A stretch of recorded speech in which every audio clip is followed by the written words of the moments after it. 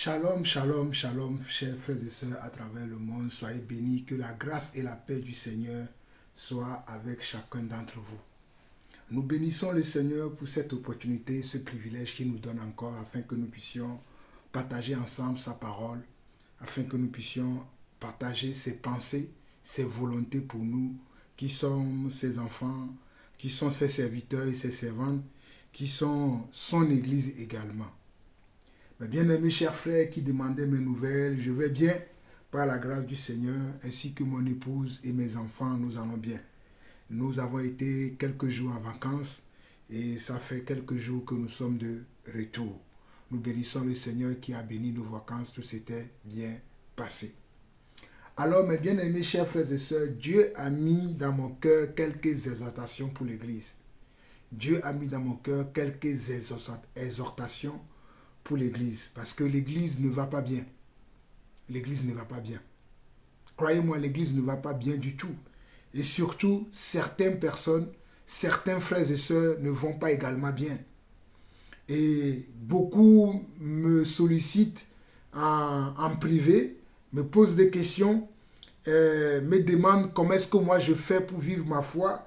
Certains veulent même venir prier avec moi et ma famille. Mais vous savez, mes chers frères et sœurs, moi quand je prie sérieusement. Écoutez-moi très bien, je suis l'apôtre Jean-Paul Lawson. Quand je me réunis avec ma famille, je me réunis dans le but de devenir meilleur. Nous ne nous réunissons pas dans le but de devenir pire. Quand je me réunis avec ma famille, quand vous recevez souvent nos cultes de famille que nous faisons, lors de ces cultes de famille, nous nous réunissons dans le but de devenir meilleur, non pas dans le but de devenir pire. Ou bien parce que nous n'avons rien à faire, nous nous réunissons. Non, nous nous réunissons uniquement dans le but de devenir meilleur. Et vous allez bien comprendre que dans ces moments de partage, ces moments de culte de famille, je suis aussi sérieux comme je l'ai toujours été. Ce n'est pas parce que je suis dans un culte de famille que je vais me permettre de faire les choses comme je veux, que je vais prendre les choses à la légère et que je ne veux pas dire aux gens, à mes enfants, à mon épouse ce qu'ils doivent entendre. D'ailleurs, ces cultes de famille vous servent à vous aussi. Donc j'ai besoin d'être comment? D'être sérieux dans ce que je fais. Alors aujourd'hui, j'ai suivi une vidéo que je vais vous partager rapidement. Je vais vous partager cette vidéo. Je vais vous partager cette vidéo, comme ça vous allez comprendre. Cette vidéo, elle n'est pas de moi. Hein. C'est un frère aussi qui parle de l'église, de certains comportements que nous voyons aujourd'hui dans l'église. J'ai suivi la vidéo du frère et je vais vous la faire partager. Soyez patients.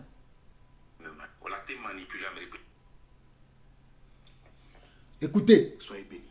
Écoutez. Quels sont ces nouveaux chrétiens? Écoutez bien. À qui on ne peut pas faire de reproches, à qui on ne parle pas. Quelle est cette nouvelle génération de chrétiens qui est constamment dans la justification, dans les invectives, dans les palabres, pour peu qu'on les reprenne sur ce qu'ils ont fait eux-mêmes, pour les actions qu'ils posent et qui sont contraires à la parole de Dieu. À peine vous les reprenez, à peine vous leur dites que ce qu'ils font est mauvais, eh bien ils prennent un téléphone, ils se placent et puis ils disent c'est ma vie, je fais ce que je veux, je fais comme je veux, c'est ma vie. Vous êtes qui pour me juger? Mais toi tu es qui pour pécher, pour pouvoir chanter les gens? Toi aussi tu es qui pour faire ce que tu veux? Si tu veux pécher, tu pêches seul.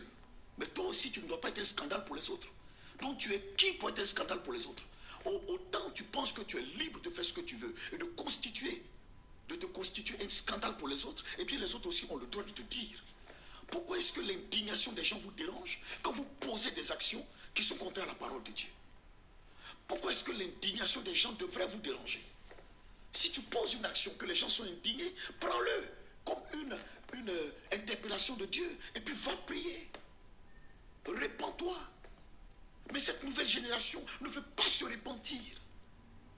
Elle ne veut même pas se remettre en cause. Jamais de remise en cause. De nouveaux chrétiens, ils arrivent à l'église. Ils veulent tout de suite être grands, tout de suite faire ce qu'ils veulent. À peine vous les reprenez, ils ont des problèmes. À peine vous prêchez, tu prêches sur moi. Ils veulent être à l'église, en même temps aller en boîte. Être à l'église, en même temps avoir 50 femmes. Aller à l'église et en même temps être woubi. Être à l'église et puis faire autre chose. Mais vous ne pouvez pas. Être chrétien, c'est des codes. Être chrétien et puis servir Dieu, là, il y a des codes, il y a des règles, il y a des principes, il y a des lois qu'il faut observer. Si tu n'es pas prêt à ça, tu retournes dans le monde. Personne ne va te déranger.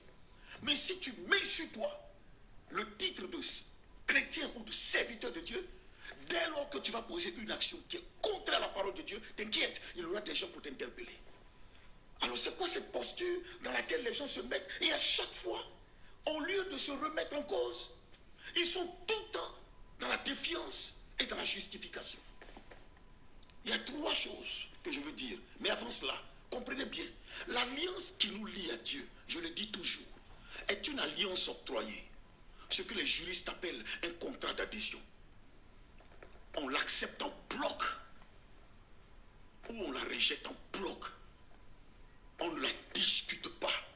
Donc Dieu n'est pas venu chez nous là pour dire que dans l'église primitive, voilà comment je me comportais, mais toi, particulièrement, voilà comment je me comportais. Les lois de Dieu là, il n'est pas venu pour discuter avec nous. C'est à prendre ou à laisser. C'est à prendre ou à laisser. Si tu penses que les lois de Dieu sont trop dures, tu ne peux pas rester là et puis tu dis, non, je m'en fous, je fais ce que... Non, retourne dans le monde et puis tu fais ce que tu voulais. Personne ne va te déranger. Mais si tu dis que tu deviens chrétien, en ce moment, ces lois-là te concernent. Ce qui signifie que tous ceux aussi qui se disent chrétiens peuvent être indignés par les actions que tu poses. Pourquoi vous faites des choses, vous voulez que les gens soient indignés? Pourquoi vous ne voulez pas que les gens soient indignés? Moi, je vois un chrétien qui est woubi, et puis ils sont en train de le limer, les woubi. Mais je serais indigné. Alors, je vais parler à ce woubi, il va dire quoi? Non, tu me juges.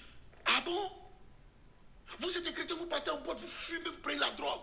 On vous parle, et vous dites non, c'est ma vie, mais c'est ta vie, mais quitte l'église.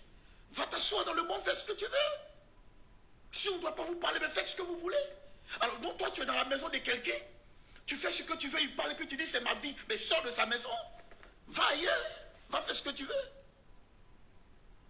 Dieu a des lois. Si vous n'êtes pas prêt à les accepter, restez dans le monde. Mais si vous déclarez devant tout le monde, je suis pasteur, je suis serviteur de Dieu, quand vous venez là, les gens vous regardent maintenant. Tout ce que vous allez faire, ils doivent parler. Ils vont parler. À toi de prendre ce qui est bon dedans puis de te remettre en cause. Mais vous ne vous remettez jamais en cause. Ah, c'est ma vie, je fais ce que tu veux. Mais nous aussi, sur notre bouche, on parle comme on veut. Ça te fait mal? Vous êtes comment? Cette nouvelle génération est devenue mais terrible. À peine on la reprend, prend un téléphone et s'assoit, commence à insulter les pasteurs, insulter les chrétiens. Vous êtes qui pour me juger? Toi-même, tu es qui pour nous choquer aussi? Toi aussi, tu es qui pour nous embrouiller? Tu es qui? La Bible dit, 3 versets que je vais vous donner. Romains chapitre 12, verset 1 à 3. Les 2 pensées qui se dégagent de cela. La première chose, c'est que nous devons être transformés par le renouvellement de notre intelligence. C'est-à-dire que la façon dont tu te comportais avant, il ne faut plus faire ça. Il faut que Dieu te transforme pour qu'il y ait une nette différence entre ce que tu étais avant et puis ce que tu es devenu. Et ça suit. Ce qui signifie donc que tu ne dois plus te conformer au siècle présent. La parole vivante dit, tu ne dois pas copier les habitudes du monde. Dès lors que tu copies les habitudes du monde, c'est que tu as un problème avec ton intelligence, c'est que tu n'es pas renouvelé. Donc les gens qui sont autour là, ils vont parler. Et oui, ils ont raison. Quand on prie pour vous, ça ne vous dérange pas. Quand la Bible dit priez les uns pour les autres, là ça ne vous dérange pas. Mais quand vous fautez et qu'on vous parle, là vous dites c'est ma vie. Là vous dites c'est ma vie. Deuxième verset. La Bible déclare en Hébreux chapitre 12, verset 1, que nous sommes entourés de quoi? D'une nuée de témoins. Les gens sont autour de nous, ils nous regardent. Et les chrétiens, et les païens, les gens là, ils nous regardent. Quand tu étais païen, qui s'occupait de toi? Tu fumes, tu bois, qui va s'occuper de toi? La seule chose qu'on fait quand on vient, on dit, oh mon frère, accepte-le, c'est tout ce qu'on va te dire. Mais dès que tu deviens chrétien, de surcroît si tu es chrétien, serviteur de Dieu, il y a des choses que quand on va voir chez toi, là, on ne peut pas laisser. Parce que le statut que tu occupes en ce moment-là ne te permet plus d'être comme ça. Tu as des codes, des lois, des règles et des principes auxquels tu dois te soumettre. Si tu n'es pas prêt pour ça, démissionne, quitte l'église et puis va t'asseoir ailleurs. Mais en tout cas, les gens vont te parler. Soyez bénis. Quels sont ces nouveaux chrétiens? Mes chers frères et sœurs, j'espère que vous avez bien suivi le frère. J'espère que vous avez bien suivi le frère. Quand on vous parle là, vous ne voulez pas écouter. Quand nous on vous parle là, vous ne voulez pas écouter. Surtout moi, Jean-Paul Lawson, quand je vous parle là, mes paroles vous font mal. Vous ne voulez pas écouter. Vous avez écouté le frère? Il a dit que dans l'église là, il y a des codes, il y a des principes, il y a des règles, il y a des lois auxquelles nous devons comment? Être assujettis. Dans l'église, je ne parle pas de vos boutiques que vous ouvrez hein, et que vous invitez les gens à venir adhérer à vos shops là. Je ne parle pas de ça. Hein. Mais dans l'église du Seigneur Jésus, l'église pour laquelle le Seigneur Jésus a versé son sang là. Dans cette église là, il y a des codes, il y a des lois, il y a des préceptes, il y a des principes, il y a des règles auxquelles nous devons être soumis. Nous sommes soumis à ces règles-là.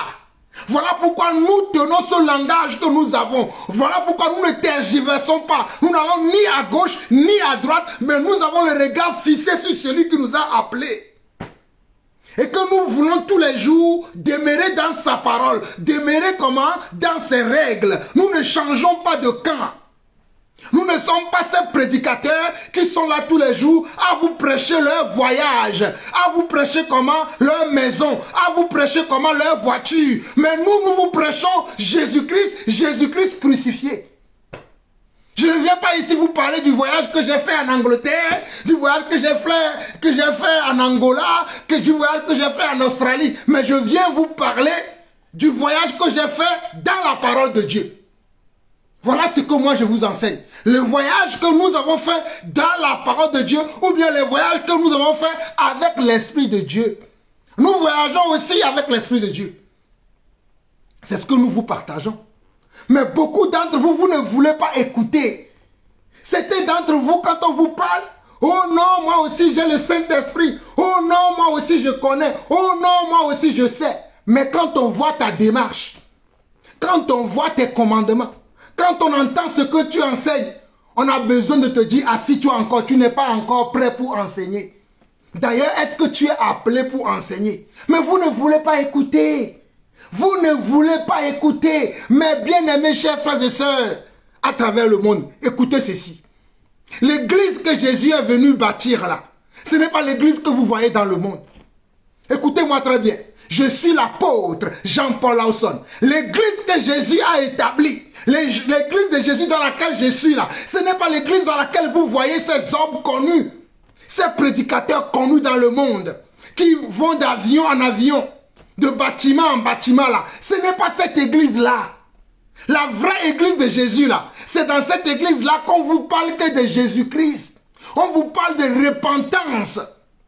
Dans la vraie église de Jésus là, on peut vous réprimander, on peut vous corriger, on peut vous sanctionner, on peut vous censurer, on peut vous dire asseyez-vous et taisez-vous. C'est ça la vraie église de Jésus. Dans la vraie église de Jésus là, on vous parle de sa parole et rien que de sa parole. On ne vous parle pas d'autre chose. Dans la vraie église de Jésus là, on ne vous parle que de sa parole. On ne vous parle pas d'autre chose. Il n'y a que sa parole qui règne dans son église. Mais allez regarder hein, l'église d'aujourd'hui. Regardez ce que les gens vous prêchent. Venez à Christ, vous aurez des maisons. Venez à Christ, vous aurez un travail. Venez à Christ, vous aurez un mari. Venez à Christ, vous serez riche. Mais est-ce que c'est le message que les apôtres ont prêché? Est-ce que c'est le message? Est-ce que c'est le message que les premiers disciples ont prêché? Est-ce que c'est le message qui prévalait dans l'église primitive? Dans l'église primitive, là, la première église, c'est ce qu'on appelle encore l'église primitive. C'est-à-dire l'église qui a démarré tout juste après la mort et la résurrection de Jésus-Christ là. L'église qui a démarré tout juste après. Vous pouvez le voir dans Actes chapitre 2. Vous pouvez voir cette église là, sa forme, comment elle a été bâtie, comment elle est née. Hein? La naissance de cette église là, vous allez le trouver dans Actes chapitre 2. Il y a beaucoup de gens qui sont dans l'église qui ne savent même pas comment l'église est née. Beaucoup d'entre vous là, vous êtes dans l'église. Quand je suis dans l'église protestante, je suis dans l'église baptiste, je suis dans l'église les mains de Dieu, je suis dans l'église les pieds de Dieu, je suis dans l'église le ventre de Dieu, je suis dans l'église ceci, cela. Mais vous ne savez même pas comment l'église est née. Un verset.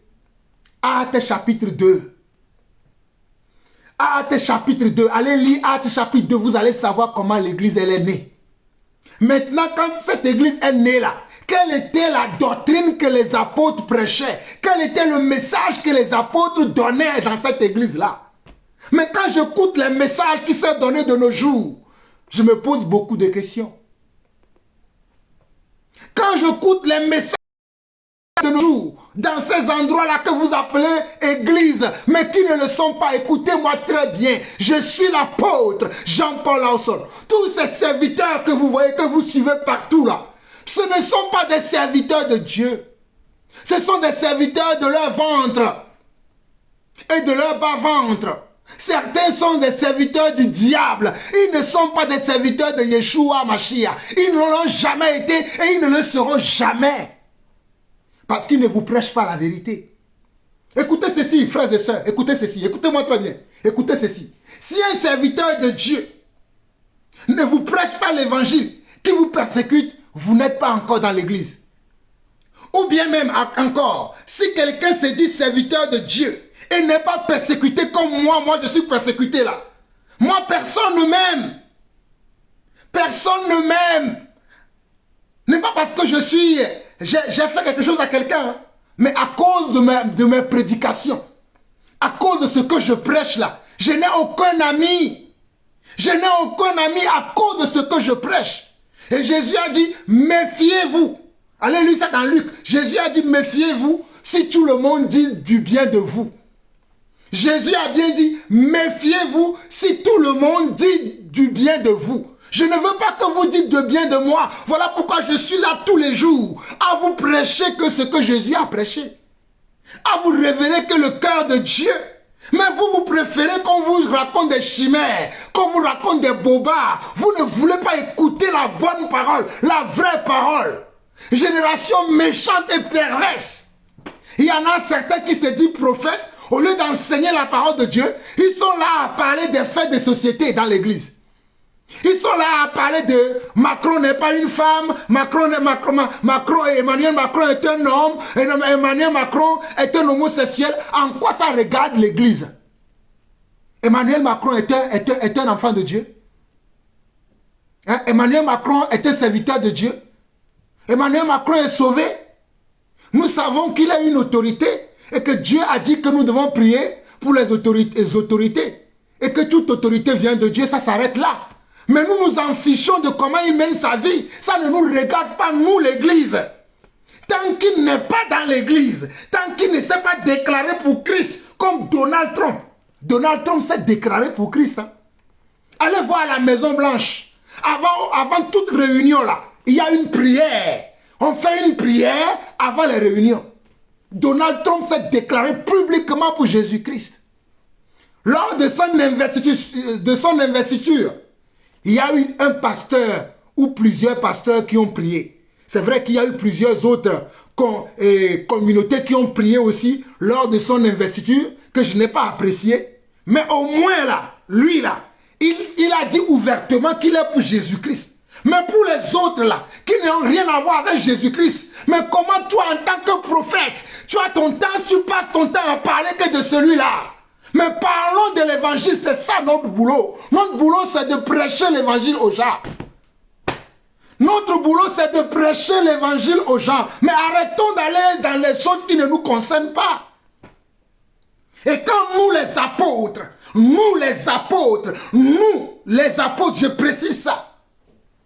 À qui le Seigneur a fait la grâce d'être comment? Les piliers dans l'église. D'être comment? Les initiateurs dans l'église, on vous parle, vous ne voulez pas écouter. Vous préférez écouter les menteurs. Vous préférez écouter les comment? Les commérages. Vous préférez écouter les chimères. Parce que nous ne venons pas vous présenter nos voyages que nous avons faits à tel endroit, à tel endroit. Nous ne voulons pas vous montrer les biens matériels que nous possédons, hein, à outrance. Nous n'avons rien. Moi, je n'ai rien. La seule chose que j'ai, c'est la foi en Dieu. Alléluia. Je suis un homme qui a foi en Dieu. Un homme qui croit à la parole de Dieu. Un homme qui sait que Jésus revient bientôt. Un homme qui sait que Jésus est le chemin, la vérité et la vie. Un homme qui sait que Jésus n'est pas allé à la croix pour que je puisse mener la vie que moi je veux. Et que vous avez écouté le frère. Quand vous voulez qu'on prie pour vous là vous vous soumettez à ce qu'on vous dit.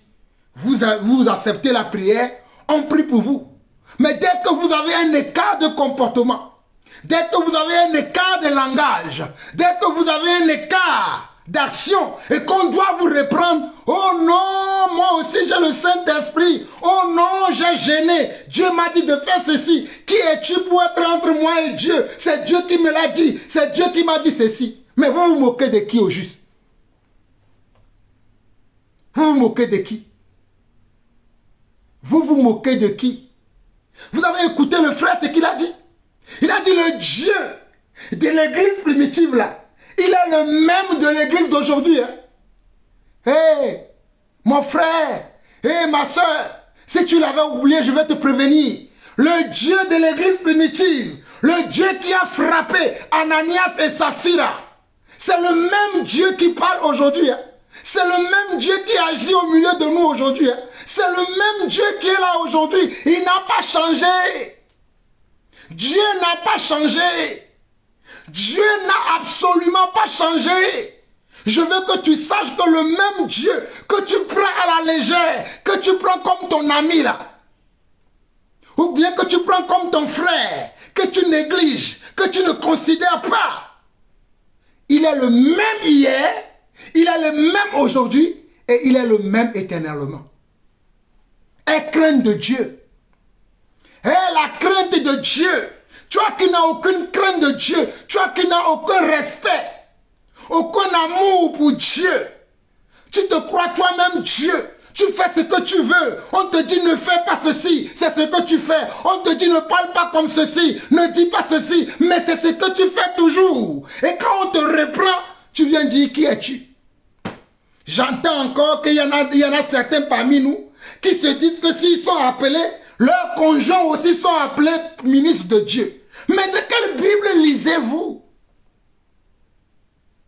Si toi tu es appelé à servir Dieu dans les 5 ministères, qui t'a dit que ton épouse, ton conjoint aussi est appelé? Mes frères et sœurs, nous avons vu dans le livre des Actes des Apôtres, les apôtres qui étaient mariés. Mais avez-vous déjà vu un apôtre qui est marié et qui a laissé sa femme aussi conduire l'église? Avez-vous déjà vu ça? Parmi tous les premiers apôtres là, qui ont commencé l'œuvre de Dieu avant nous là, avaient vu leur femme aussi enseigner la parole de Dieu? Avaient vu leur femme aussi réclamer? Par exemple, la femme de l'apôtre Pierre dit que moi aussi je suis apôtresse. Avez-vous vu la femme de l'apôtre Pierre dire que moi aussi je suis apôtresse? Avez-vous vu la femme de Jean dire que moi aussi je suis apôtresse? Pour ne citer que cela. Mais aujourd'hui, paraît-il qu'il y a certains, quelques-uns parmi nous, qui croient que s'ils sont appelés en tant que pasteurs, leurs épouses aussi sont des pastrices. S'ils sont appelés prophètes, leurs épouses aussi sont appelées prophétesses ou prophètes. Qui vous a enseigné ça? Il est clair selon les Écritures que si quelqu'un désire la charge d'évêque, il faut que l'évêque soit marié d'une seule femme. Un évêque, c'est quelqu'un qui est surveillant de l'église. Et Dieu a appelé que les hommes à cette tâche. Dieu a appelé que les hommes à cette tâche. Aucune femme ne peut être évêque dans l'église. Dans l'église primitive, aucune femme n'avait ce rôle d'évêque dans l'église. Lorsque Jésus même choisissait ses 12 disciples, il y avait au bel et bien des femmes sur la terre. Jésus n'a choisi aucune femme. Mais allez regarder de nos jours. Nous sommes plus sages que Jésus. D'ailleurs, c'est nous qui l'avons créé. Donc, dans nos églises, nous avons des femmes évêques, des femmes à la chair, prêchant, enseignant la parole de Dieu. Alors que Paul dit ouvertement, Paul le dit ouvertement dans 2 Timothée. Il dit quoi? Je ne permets pas à la femme d'enseigner, de prendre d'autorité sur l'homme. Et vous allez trouver certaines personnes, vous allez trouver quelques frères qui se croient inspirés. Eh, Rabo, Ikaramandereheya, Seteri Koshorabahande, Maïrama Sonoroba Kayasa. Vous allez voir certains frères qui pensent être inspirés, qui vont aller dire qu'ils ont cherché le texte originaux. Ils ont cherché les textes originaux, après ils sont venus dans les textes grecs et qui comprennent que non, ce que Paul veut dire par là, Paul ne parle pas de l'enseignement, que Paul parle de l'autorité, ou bien que Paul ne parle pas de l'autorité, il parle de comment la femme doit se conduire. Donc finalement, la femme peut enseigner. En résumé, la femme peut diriger le corps de Christ. Mais quelle Bible lisez-vous? Quelle Bible lisez-vous? Fuyez ces choses. Dans l'église primitive, là, si je prends Actes chapitre 5, je prends Actes chapitre 5. Je ne vais pas lire les premiers versets parce que vous connaissez ce qui s'est passé dans les premiers versets. Au verset 12 jusqu'au verset 14, écoutez bien, ouvrez grandement vos oreilles. Actes chapitre 5, verset 12 au verset 14. Beaucoup de miracles et de prodiges se faisaient au milieu du peuple par les mains des apôtres. Ils se tenaient tous ensemble au portique de Salomon. Et aucun des autres n'osait se joindre à eux. Mais le peuple les louait hautement. Aucun des autres n'osait se joindre comment? Aux apôtres. Parce que les apôtres étaient différents dans leur manière de parler, dans leur manière d'agir. Et l'onction qui coulait sur leur vie était différente de l'onction qui était sur les sacrificateurs qui étaient dans le temple.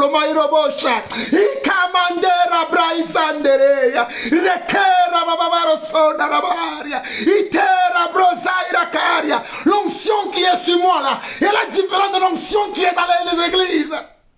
L'onction de Dieu sur ma vie est différente de l'onction qui se trouve dans ces assemblées que vous fréquentez. Même dans les églises de maison, écoutez-moi très bien, il n'y a pas la vérité. Même dans les églises de maison, il n'y a pas la vérité. Écoutez-moi, je suis l'apôtre Jean-Paul Lawson. Même dans les églises de maison, même dans les églises de maison, même dans les églises de maison, il n'y a pas la vérité. Il n'y a pas la vérité. Ne vous fiez pas pour dire oui, c'est parce que ce sont des églises de maison. Cherchez les véritables enfants de Dieu. Priez que Dieu vous oriente. Mais ne suivez pas les gens, parce que les gens se réunissent, parce qu'ils sont d'accord sur un point et sur un autre point. Ils se s'assemblent selon leurs points. On doit être d'accord sur toute la parole de Dieu. On doit être d'accord sur ce que nos prédécesseurs ont fait. Mais dans les églises d'aujourd'hui, il n'y a pas ça, il n'y a plus ça. Que voulez-vous qu'on vous dise encore? Dans les églises aujourd'hui, il n'y a plus ça. Pas plus tard qu'il y a 2 jours, il y a un frère qui m'a contacté.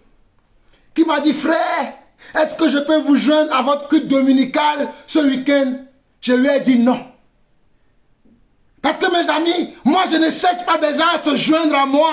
Moi, je cherche des gens qui veulent aller au ciel. Je cherche des gens qui veulent rejoindre le ciel. Je cherche des gens qui veulent rejoindre Jésus-Christ. Je n'ai pas d'église. Je n'ai pas d'église. Parce que moi-même, je suis dans l'église de Jésus. Moi-même, je suis un membre dans l'église de Jésus. Alors, je ne cherche pas des adeptes à venir dans ma congrégation à moi. Mais je cherche des gens qui veulent aller au ciel. Aussi longtemps que je n'aurai pas la conviction que toi qui me contactes, ton désir n'est pas d'aller au ciel, mais ton désir est de fréquenter une assemblée juste pour chanter quelques cantiques, je te dirai non, je ne suis pas là pour toi. Je te dirai non, que je ne suis pas là pour toi. Écoutez-moi très bien. Aussi longtemps que vous me chercherez, non pas pour aller au ciel, aussi longtemps que vous me chercherez, non pas pour rencontrer Dieu, aussi longtemps que vous me chercherez, non pas pour connaître la volonté de Dieu, aussi longtemps que vous me chercherez, non pas pour savoir quel est le plan de Dieu pour votre vie, mais c'est juste pour vous réunir, vous ne serez jamais les bienvenus chez moi. Jean-Paul Lawson, vous ne serez jamais les bienvenus chez moi, parce que je ne suis pas comme les autres. Moi, je suis comme les premiers chrétiens. Je suis comme les premiers chrétiens. Et quand vous allez vous approcher de moi là, l'onction que vous allez voir chez moi là, vous-même vous aurez peur de revenir le lendemain. Parce que si vous êtes dans un quelconque péché, le Saint-Esprit, il va vous exposer, croyez-moi. Je ne suis pas un homme qu'on peut tromper. Je ne suis pas un homme à qui on peut cacher les choses. Même si vous cachez les choses, le Saint-Esprit qui est avec moi va me révéler que tu vois tel frère, tu vois telle soeur, il est dans tel péché, il est dans tel ceci. Dieu me parle toujours. Regardez ce que les apôtres ont fait ici. Dans Actes 5 à partir du verset 12. Beaucoup de miracles et de prodiges se faisaient au milieu du peuple par les mains des apôtres. Ils se tenaient tous ensemble au portique de Salomon. Et aucun des autres n'osait se joindre à eux. Mais le peuple les louait hautement. Mais le peuple les louait hautement. Et aucun des autres n'osait se joindre à eux. Le nombre de ceux qui croyaient au Seigneur, hommes et femmes, augmentait de plus en plus. Le nombre de ceux qui croyaient, hommes et femmes, augmentait de plus en plus. Croyez-vous que c'est nous qui amenons les gens à la croyance? Croyez-vous que c'est nous? Mais c'est le Saint-Esprit qui fait ce travail. Même s'il nous utilise, nous les hommes, à prêcher l'évangile, sachez que ce n'est pas nous qui amenons les gens à la foi, mais c'est Dieu lui-même qui amène les gens à la foi. C'est Dieu lui-même qui amène les destinés au salut éternel. Les destinés, les prédestinés au salut éternel, c'est Dieu lui-même qui les attire à lui. Ce n'est pas nous qui faisons ce travail-là. C'est Dieu qui fait ce travail. Voilà pourquoi nous devons seulement prêcher Jésus-Christ, Jésus-Christ crucifié. Voilà pourquoi nous devons prêcher seulement Jésus-Christ, Jésus-Christ crucifié. Regardez dans ce même Actes chapitre 5.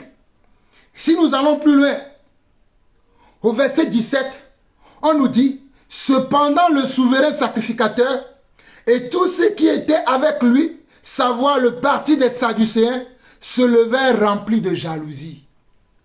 Ils se levaient remplis de jalousie contre qui? Contre les vrais appelés de Dieu, contre les vrais élus de Dieu. Regardez bien, c'était les sacrificateurs.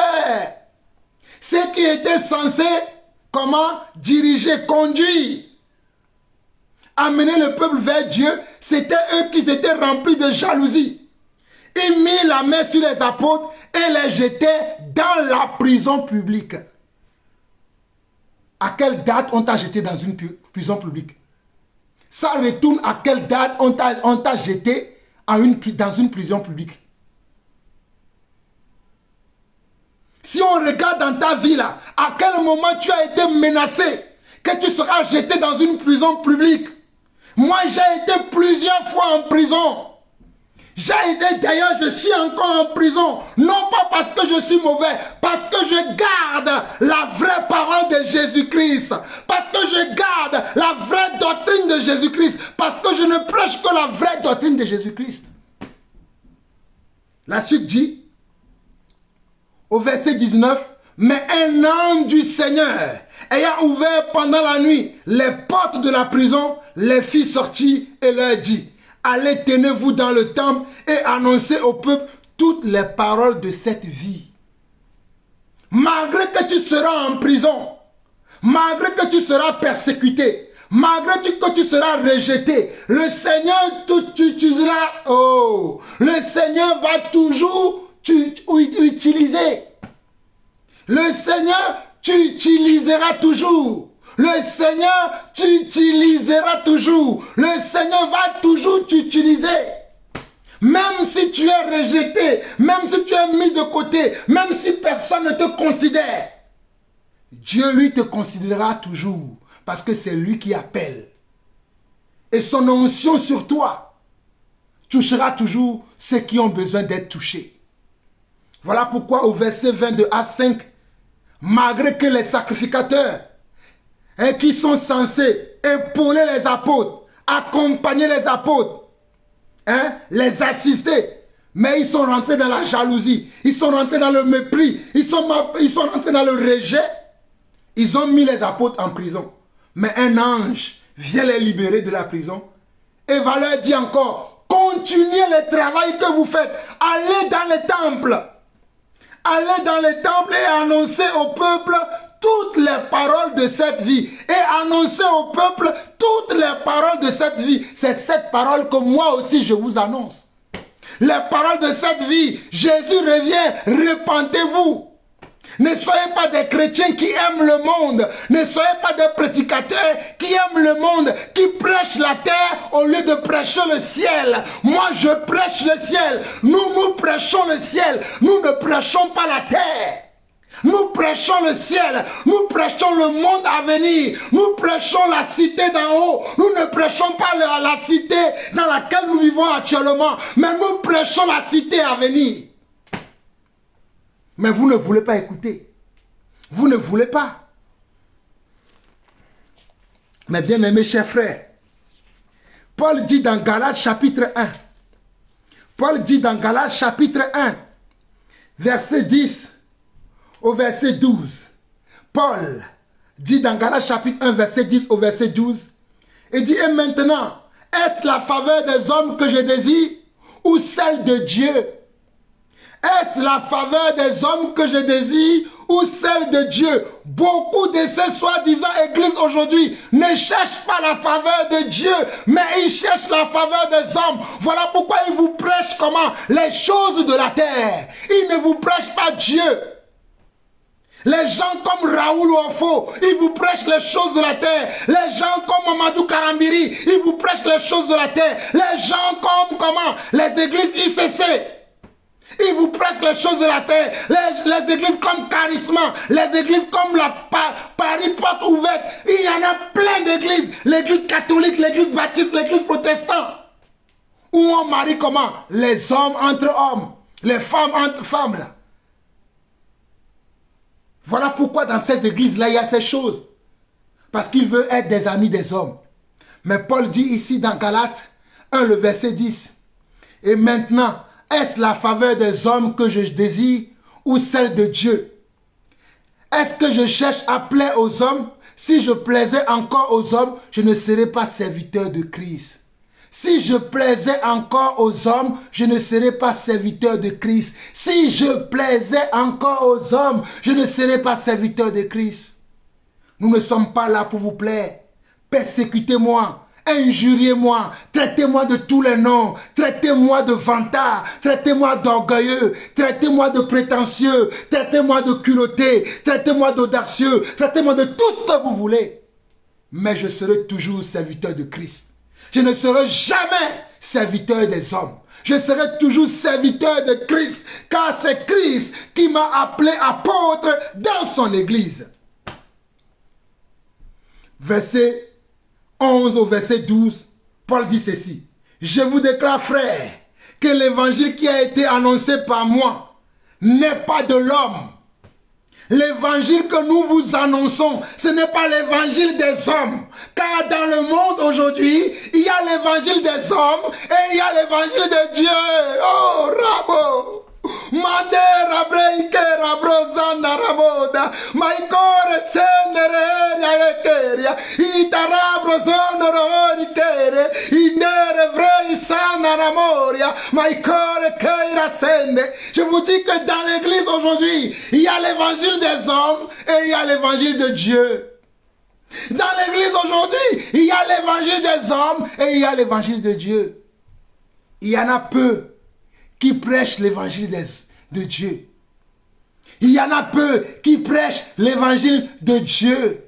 Il y en a peu qui prêchent l'évangile de Dieu. Et l'évangile que moi, Jean-Paul Lansane, je vous prêche. Oh, l'évangile que moi, Jean-Paul Lansane, l'apôtre Jean-Paul Lansane, je vous prêche. Je ne l'ai appris ni d'un homme, ni reçu d'un homme, mais par révélation, mais par révélation, mais par révélation de Yeshua Mashiach. Oh my God, Abrosa.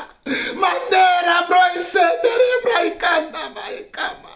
Mondrova saka brate ikama shandara babro kasande.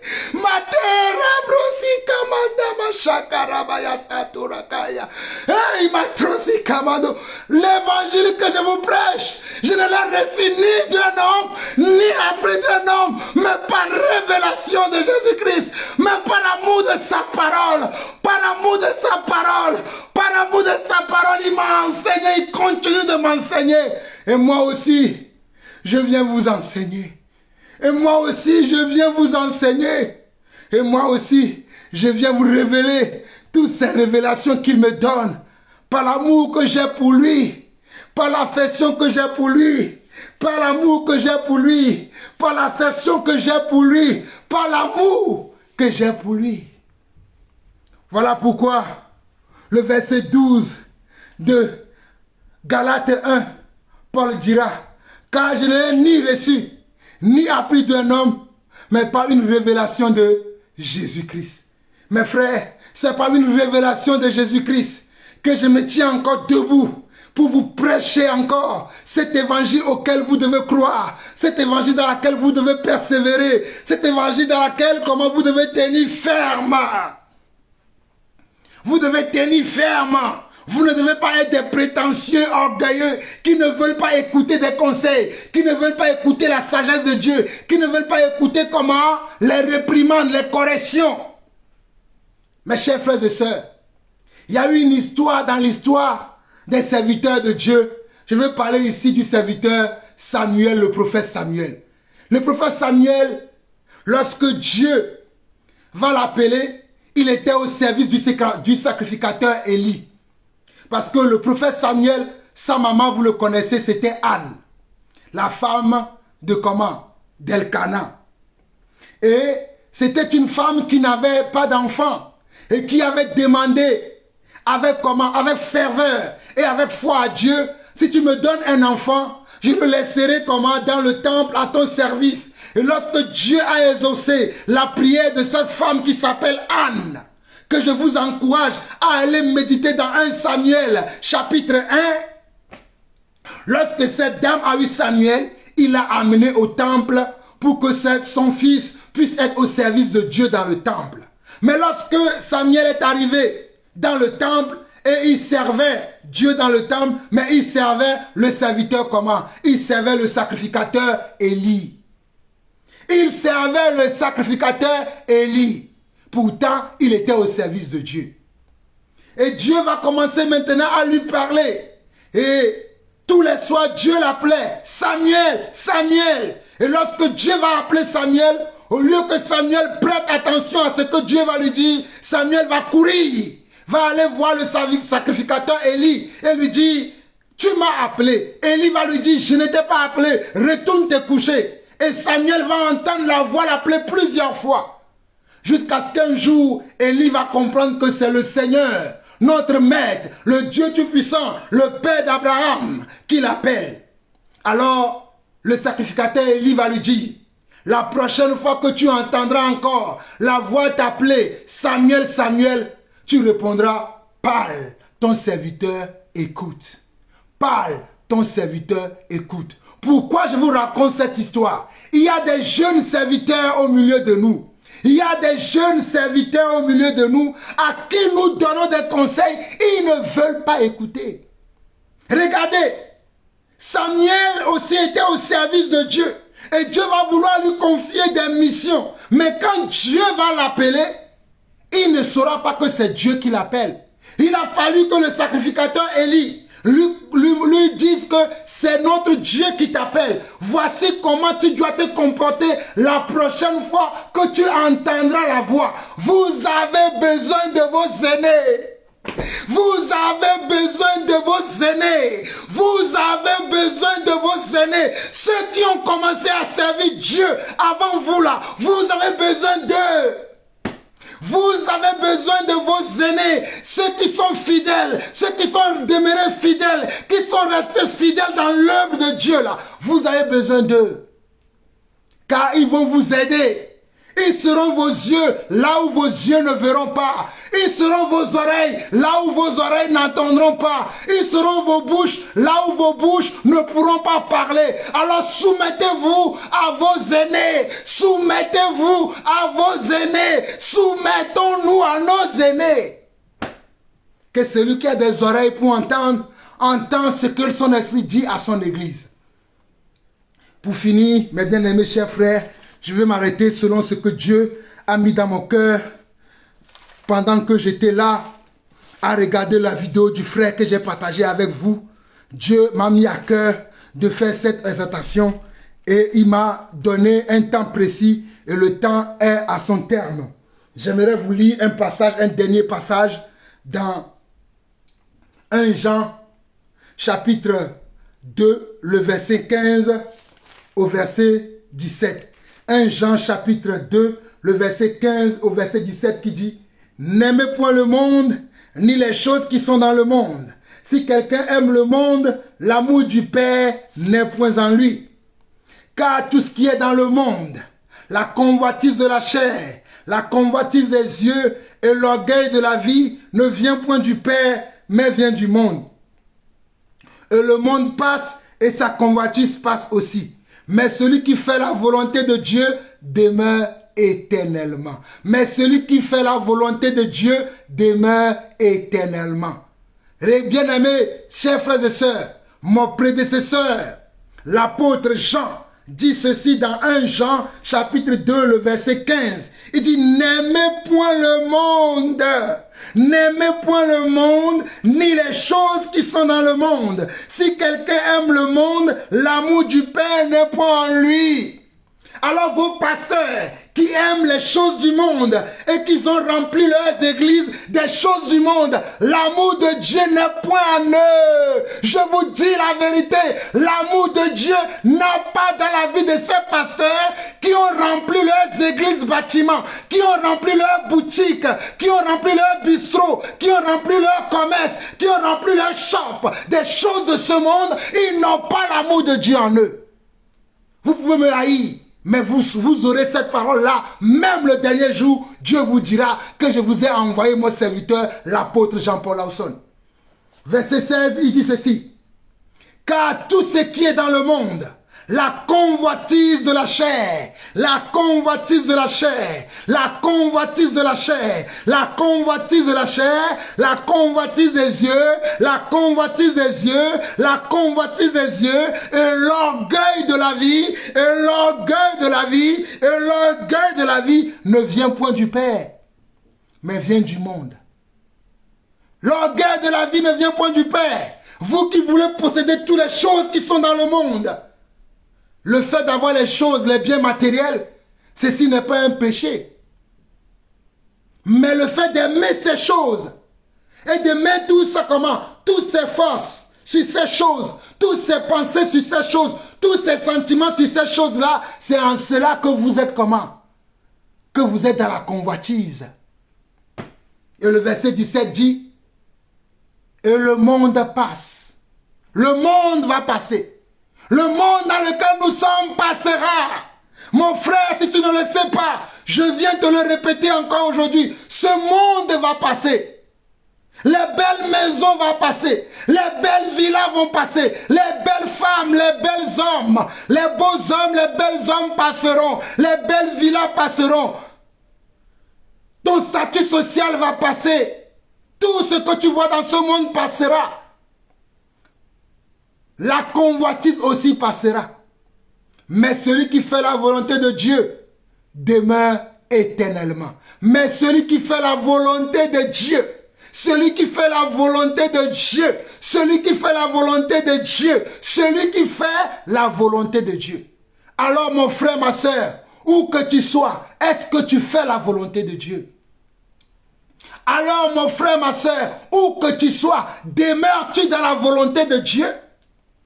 Toi qui te dis serviteur de Dieu, demeures-tu dans la volonté de Dieu? Toi qui te dis servante de Dieu, demeures-tu dans la volonté de Dieu? Toi qui prêches les autres et que tu ne t'enseignes pas toi-même. Oh, Shairabra Kamanara, Ikandara Masata. Toi qui prêches les autres et qui ne te prêches pas toi-même, demeures-tu dans la volonté de Dieu? Demeurions-nous dans la volonté de Dieu? Demeurions-nous dans la volonté de Dieu? C'est ça la question de Dieu pour nous aujourd'hui. Matthieu, allons lire quelque chose dans Matthieu 24 rapidement. Et après nous allons revenir dans 1 Corinthiens chapitre 15 et je vais m'arrêter. Matthieu chapitre 24.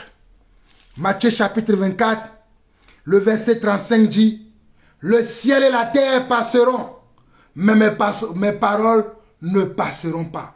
Le ciel et la terre passeront, mais les paroles de Dieu ne passeront pas. Le ciel et la terre vont passer. Le ciel et la terre vont passer.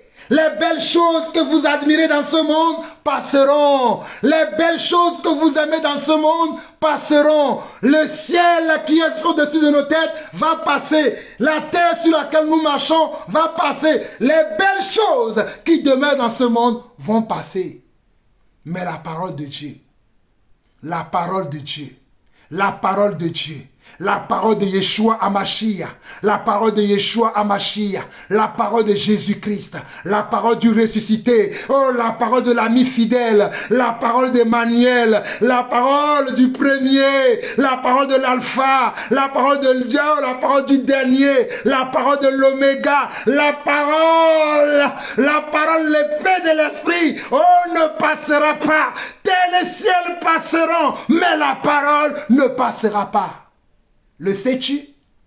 Toi qui méprises la parole, toi qu'on reprend avec la parole de Dieu, mais tu ne veux pas lâcher prise, tu préfères demeurer dans le péché, tu préfères vivre dans le péché, tu préfères aimer le péché, tu préfères faire un avec le péché.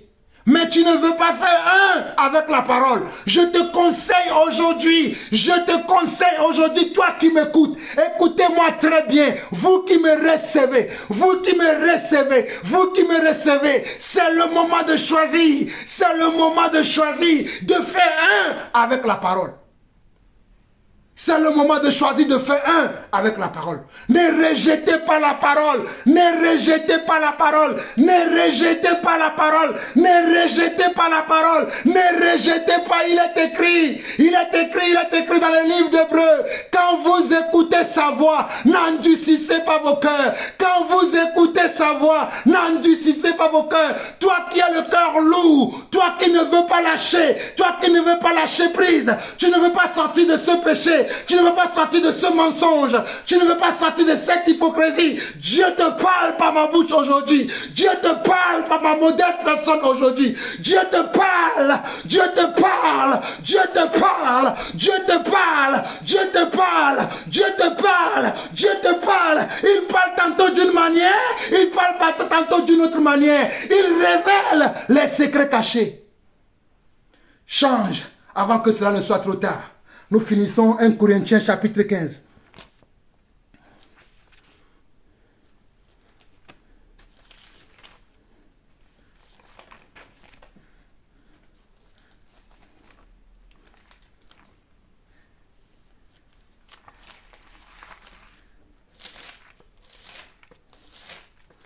« 1 Corinthiens chapitre 15, Paul dit ceci. Je vous rappelle, frères, l'évangile que je vous ai annoncé, que vous avez reçu, dans lequel vous avez persévéré. » Écoutez bien, Paul dit, je vous rappelle. C'est la même chose que je suis en train de faire. Je suis en train de nous rappeler la pensée de Dieu. Je vous suis en train de nous rappeler la volonté de Dieu. Je ne cherche qu'à vous éveiller quelques consciences qui sont prêts à marcher selon la parole de Dieu. Paul dit dans 1 Corinthiens 15, je vous rappelle, frères, l'évangile que je vous ai annoncé, que vous avez reçu, dans lequel vous avez persévéré et par lequel vous êtes sauvés. Si vous les retenez dans les thèmes où je vous l'ai annoncé, autrement vous aurez cru en vain. Regardez bien, écoutez bien. Je vous rappelle, frères, l'évangile que je vous ai annoncé, que vous avez reçu, dans lequel vous avez persévéré, et par lequel vous êtes sauvés.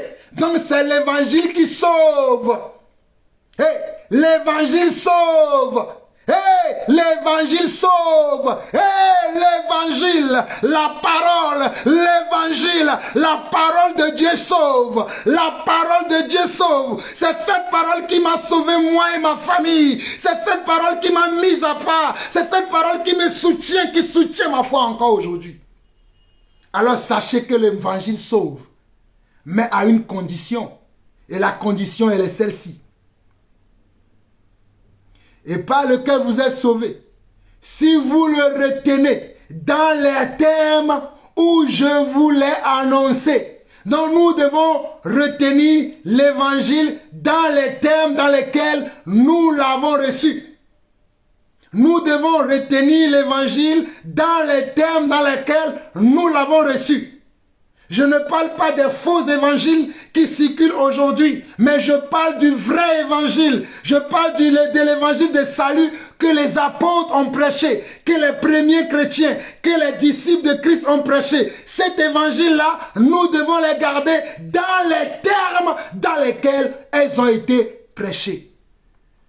Et c'est dans cet évangile-là qu'il y a des codes, comme le frère dont je vous ai montré la vidéo en a aussi parlé. C'est dans cet évangile-là qu'il y a des règles. C'est dans cet évangile-là qu'il y a des commandements. C'est dans cet évangile-là qu'il y a des lois auxquelles nous sommes assujettis. Il y a des termes, il y a comment des codes, il y a des lois, il y a des principes, il y a des préceptes, il y a des ordonnances auxquelles nous devons faire attention. Sinon, nous aurons cru en vain. Sinon, nous aurons cru en vain. Sinon, nous aurons cru en vain. Sinon, nous aurons cru en vain. Sinon, nous aurons cru en vain. Sinon, nous aurons cru en vain. Mon frère, ma soeur, ne crois pas en vain. Mon frère, ma soeur, que tes temps de jeûne, tes temps de prière, tes temps de consécration ne soient pas un temps perdu. Ne perds pas ton temps en disant que tu sers Dieu, que tu es avec Dieu. Ne perds pas ton temps. Sois sérieux dans l'œuvre de Dieu. Mes bien-aimés chers frères, je vais finir en vous lisant ce dernier passage que Dieu met dans mon cœur. C'est dans 2 Corinthiens, chapitre 13, le verset 8 jusqu'au verset 13. 2 Corinthiens, chapitre 13, le verset 8 jusqu'au verset 13 qui dit ceci. Car nous n'avons pas de puissance contre la vérité. Nous n'en avons que pour la vérité. Car nous n'avons pas de puissance contre la vérité. Nous n'en avons que pour la vérité. Nous nous réjouissons lorsque nous sommes faibles, tandis que vous, vous êtes forts et que ce que nous demandons dans nos prières, c'est votre perfectionnement. Ce que nous demandons dans nos prières, c'est votre perfectionnement. Perfectionnez-vous, mes frères et sœurs. Perfectionnez-vous, mes frères et sœurs. Perfectionnez-vous, mes frères et sœurs. Éloignez le mensonge de votre vie. Éloignez la duplicité de votre vie. Éloignez l'iniquité, le péché de votre vie. Éloignez les bassesses. Éloignez le monde. Éloignez les mensonges. Éloignez la frivolité. Éloignez toutes sortes de choses mauvaises de votre vie. Et revenez à Christ. Le verset 8 au verset 13 de 2 Corinthiens 13 dit ceci. Car nous n'avons pas de puissance contre la vérité. Nous n'en avons que pour la vérité. Nous nous réjouissons lorsque nous sommes faibles, tandis que vous, vous êtes forts. Et ce que nous demandons dans nos prières, c'est votre perfectionnement.